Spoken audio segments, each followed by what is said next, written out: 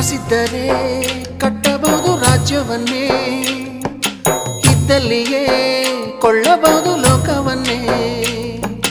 ತಾಯಿಯ ದಯೆಯ ಹನಿಯು ಸಿಗುವುದೇ ನಮ್ಮ, ಕೋಟಿ ಕೊಟ್ಟರು ಅದನ್ನು ತರುವರಾರಮ್ಮ.